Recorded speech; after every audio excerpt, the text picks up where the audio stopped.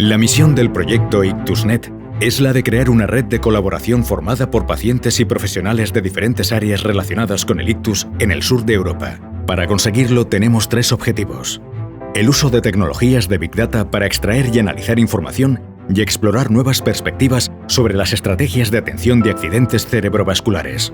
Estudiar, acordar y planificar medidas para mejorar la efectividad en las estrategias de atención del accidente cerebrovascular.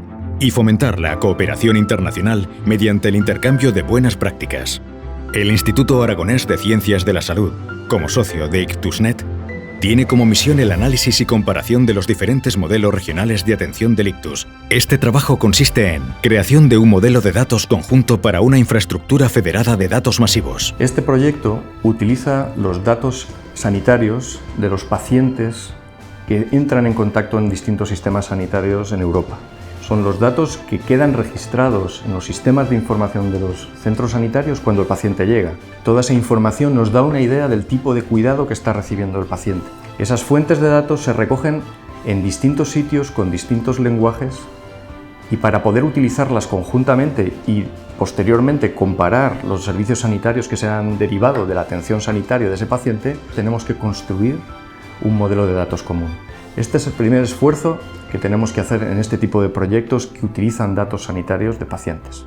Elaboración del software de análisis. Uno de los objetivos de este proyecto es desarrollar una infraestructura tecnológica que permita mantener los datos de los pacientes en los lugares donde esos datos se producen y que no se trasladen esos datos a ningún otro lugar.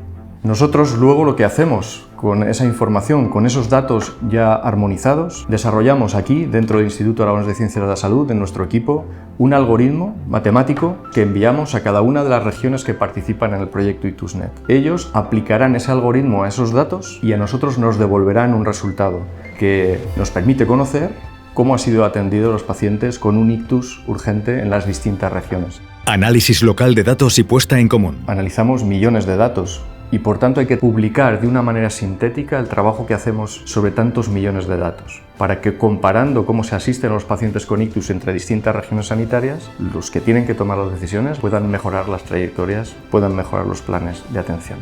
Vídeo desarrollado en el marco del proyecto europeo IctusNet. Instituto Aragonés de Ciencias de la Salud.